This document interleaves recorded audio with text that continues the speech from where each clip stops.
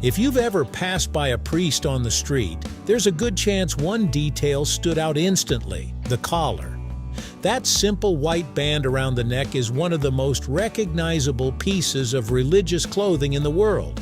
But have you ever stopped and wondered, why do priests wear collars in the first place? Is it just tradition, a uniform, or does it actually mean something deeper? Today we're diving into the story behind the priest's collar, where it came from, how it evolved, and what it represents today, right here on History of Simple Things.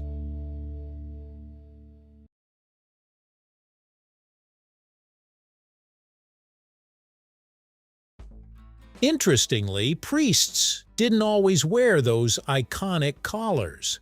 In the early centuries of Christianity, there wasn't a strict dress code for clergy. Religious leaders dressed much like everyone else in their communities. The idea of distinguishing clergy through clothing only became more formalized much later. By the Middle Ages, the Church began encouraging clergy to dress modestly and differently from the general population. This wasn't about fashion, it was about identity and responsibility. Priests were expected to live lives set apart, and their clothing reflected that. However, the modern priest collar as we know it didn't appear until much later. The clerical collar, sometimes called the Roman collar, is widely believed to have been popularized in the 19th century. The modern clerical collar is most commonly attributed to Reverend Dr. Donald MacLeod, a Scottish Presbyterian minister in the mid-1800s, although it evolved from earlier styles of clerical dress already in use. At first, it wasn't exactly the detachable white tab we see today. Early versions were more like high, stiff collars worn under clothing. Over time, these evolved into the simple, visible white band that became standard.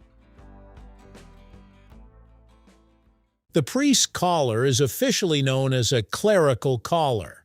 It usually consists of a white strip of fabric inserted into a black shirt. In some cases, it forms a full band around the neck, while in others it's just a small white tab at the front. The black clothing paired with the collar is also significant. Black has long been associated with simplicity, humility, and a kind of symbolic death to worldly pleasures. In this context, it reflects a priest's commitment to a life of service and devotion.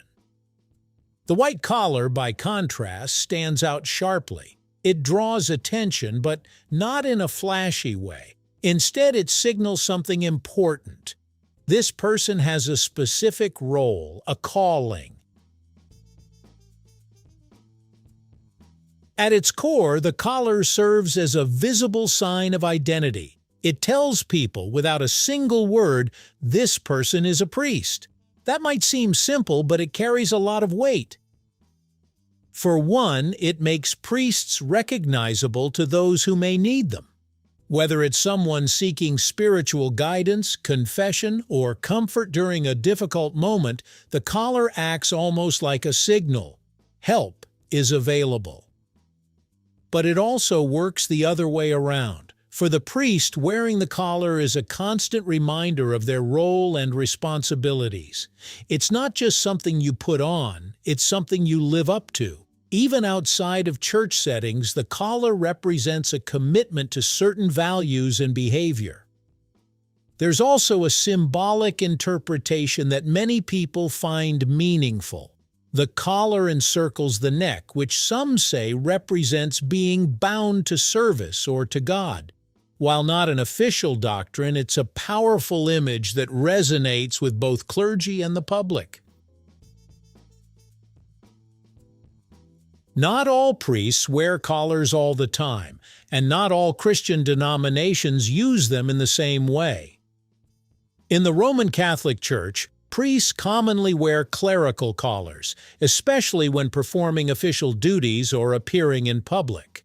However, even within Catholicism, practices can vary depending on the country, situation, or personal preference.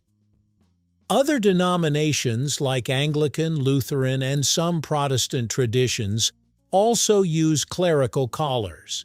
In fact, the collar is not exclusive to one branch of Christianity, it's more of a shared symbol across several traditions. That said, there are also clergy who choose not to wear them regularly, opting instead for more casual clothing unless they're conducting services. In modern times, the use of the collar can reflect both tradition and practicality. Like many traditions, the priest's collar has evolved. What started as a practical piece of clothing became a symbol and now exists somewhere in between. In earlier periods, clergy clothing was more rigid and formal. Today, things are a bit more flexible. Some priests wear full traditional attire daily, while others reserve the collar for specific occasions. There are also different styles. Some collars are detachable, making them easier to clean and replace. Others are built into the shirt. The design may vary slightly depending on the region or denomination, but the core idea remains the same. Interestingly, the collar has also taken on cultural meanings beyond religion.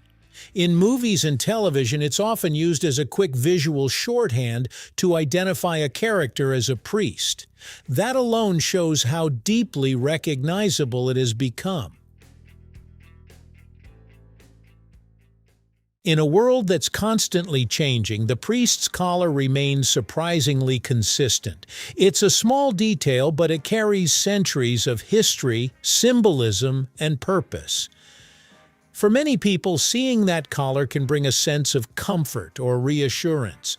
It represents guidance, tradition, and a connection to something bigger than everyday life.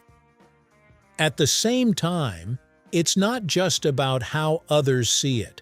For priests themselves, it's a daily reminder of who they are and what they've committed to. It's not always easy to live up to that role, but the collar is there, quietly reinforcing it.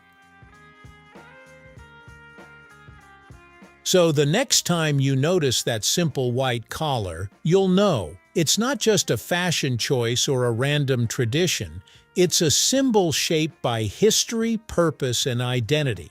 From its gradual emergence in the 19th century to its role today, the priest's collar tells a story that's both practical and deeply meaningful.